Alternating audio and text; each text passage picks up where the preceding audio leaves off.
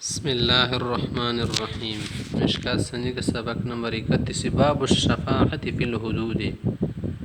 مصنف رحمۃ اللہ علیہ یہاں سے بتائیں گے کہ کسی پر حد آ جائے اس کے لیے سفارش کرنا، معاف کرنے کے لیے شفاعت کرنا ناجائز ہے۔ پھر آگے ہے باب حد الخمر، شراب کی جو حد ہے، شراب کی کیا سزا ہے، وہ حضرت مصنف رحمۃ اللہ علیہ ذکر کریں گے۔ اور ساتھ ساتھ باب ما لا یدعى علی المحدود، اس آدمی کو حد واقع ہو جائے نا تو حد واقع ہوتے وقت اس پر لعنت وغیرہ کرنا منع ہے۔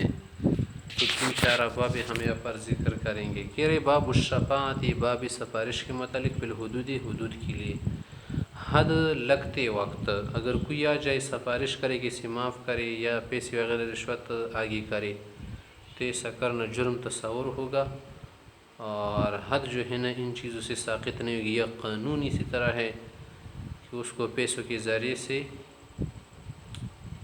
نہیں خریدا جا سکتا۔ الفصل الاول عن عائشہ رضی اللہ تعالی عنہا، عائشہ سے اب روایت کرتی ہے ان قریشا اہمہم شان المرأة المخزومیہ التي سرقت، مخزوم قبیلے کی ایک خاتون تھی قریش کی، اس خاتون نے چوری کی تھی، اس کا نام فاطمہ بنت اسود بن عبد الاسود تھا۔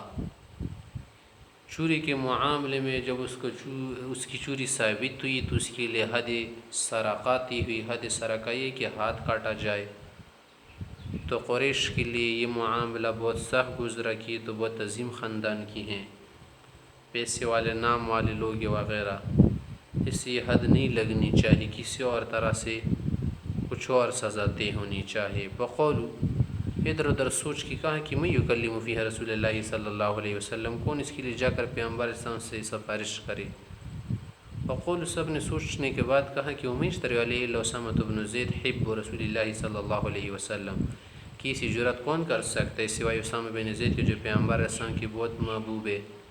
فکلم اسامہ کو لوگوں نے سب کچھ کر کے ابارا تھا اسامہ سے ابا کہ پیغمبر علیہ السلام سے اس طرح کا کچھ کہا۔ فقول رسول اللہ صلی اللہ علیہ وسلم، پیغمبر علیہ السلام نے زجر و تنبیہ کرتی ہوئی فرمانے لگے تشفع فی حد من حدود اللہ، ایسی ہمت کیسی ہوئی آپ کی کہ اللہ کی حدود میں سے کسی حد کے ساکت کرنے کی آپ سفارش کرے۔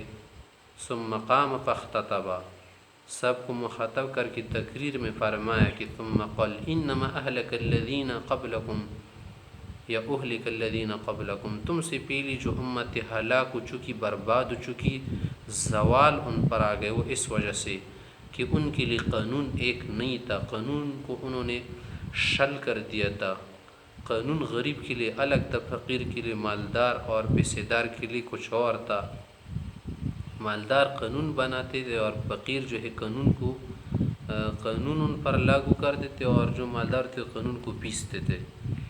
ان میں بھی یہی ہو رہا تھا۔ انما کان سرق فیہم الشریف، جب شریف نام پر کسی شخص کیا کرتا تھا، چوری وغیرہ کرتا تھا یا کچھ اور کرتا تھا، شریف کیا ہوتا تھا، بس نام کا شریف ہوتا تھا، کوئی شرافت نہیں ہوتی تھی۔ ترکوہ، لوگ اس کو چھوڑ دیتے، کوئی شرافت نہیں تھی۔ شریف آدمی تو قانون سے نہیں بھاگتا، بلکہ قانون کو تو کیا کر دیتا ہے، قانون کا احترام کرتا ہے، قانون کے سامنے جھکتا ہے۔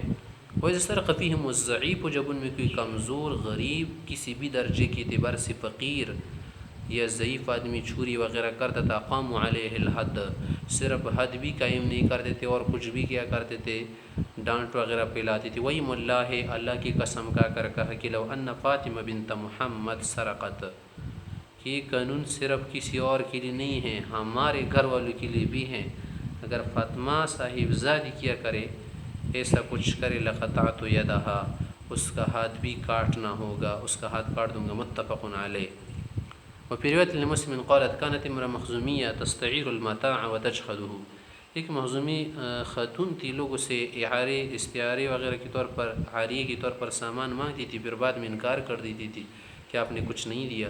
فامر النبی صلی اللہ علیہ وسلم بقطع یدها، علیہ السلام نے اس کی قطع ید کا فیصلہ دیا۔ فاتا اسامہ، اس کے گھر والے، خاندان والے اسامہ کے پاس آئے تھے، برادری والے، فکلموہ، اس کے متعلق سفارش کرنے کے لیے معاملہ تھی کہ فکلم رسول اللہ صلی اللہ علیہ وسلم فیہ ثم ذکر الحدیث بنحو ما تقدم، الفصل الثانی، دوسری فصل. عن عبداللہ بن عمر رضی اللہ عنہ قول، عبداللہ بن عمر سے کہتے ہیں سمعت رسول اللہ صلی اللہ علیہ وسلم یقول، میں نے پیغمبر صلی اللہ علیہ وسلم کو فرماتی ہوئی سنا ہے، من حالت شفاعته دون حد من حدود اللہ، جس کی سفارش اللہ کی حد کے لیے رکاوٹ بن جائے، اس کے لیے آڑ بن جائے، حائل بن جائے، معنی بن جائے، اس کی وجہ سے حد ساکت ہو جائے. حد ساکت نہیں ہوتی، معنی قائم نہ ہو سکے. فقد زواد اللہ، اس شخص نے اللہ سے لڑائی شروع کی، اللہ کی مخالفت شروع کی، اللہ کے امر کی مخالفت کی. ومن خاصم فی باطل وهو يعلمه، اور جو آدمی باطل کے لیے لڑے، زور لگائے، اپنا کیا کر دے، سارا کچھ خرچ کرے، اس کو معلوم بھی ہو کہ باطل ہے، پھر بھی ضد پر اڑا رہے، لم یزل فی سخط اللہ حتی ینزع، جب تک اس باطل کو نہیں چھوڑے گا، ان سے باز نہیں آئے گا، تو اللہ کے قہر و غضب سخت میں رہے گا. ومن قال فی مؤمن ما لیس فیہ، اور جو مسلمان کسی مسلمان پر ایسا کچھ باندھ دے، افطرا پردازی کرے جو اس میں نہ ہو، اسکنہ اللہ ردغۃ الخبال، اللہ اس کے لیے ٹھکانہ تیار کرے گا ردغۃ الخبال میں، فاسد، گندی، کیچڑ اور گندی چیزوں میں. حتی یخرج مما قال، یا تک کہ ان چیزوں سے باز آ جائے یا سزا بھگت لے. رواہ احمد و ابو داؤد فی روایت للبیہقی فی شعب الایمان. من عان علی خصومت، جو آدمی باطل پر لڑے یا معلوم نہ ہو، لا یدری حق نم باطل کے باطل ہے یا حق فہو فی سخط اللہ حتی ینزع، جب تک اس سے باز نہ آئے وہ بھی اللہ کے قہر و غضب میں رہتا ہے. وعن ابی امیۃ المخزومی ان النبی صلی اللہ علیہ وسلم اتی بلص قد اعترف اعترافا. ابو امیہ سے کہتے ہیں کہ ایک شخص پیغمبر صلی اللہ علیہ وسلم کے پاس لائے گئے، چور تھے، اعتراف کیا تھا، ولم یجد متاع، چوری شدہ سامان نہیں تھا اس کے پاس. فقال له رسول اللہ صلی اللہ علیہ وسلم، پیغمبر صلی اللہ علیہ وسلم سے کہا، ما خالق السرایۃ، لگ رہا ہے آپ نے چوری نہ کیا ہوگا، شاید ویسے اٹھایا ہو. قال کہا بلا بالکل ایسا نہیں، بلکہ چرایا تھا میں نے. فعاد علی مرتين وثلاثا، تو 3 مرتبہ پیغمبر صلی اللہ علیہ وسلم نے سب کچھ کروا کے کہا، کل ذلك یعترف، کہہ رہا تھا نہیں میں نے چوری کی ہے. فامر به، فقتل،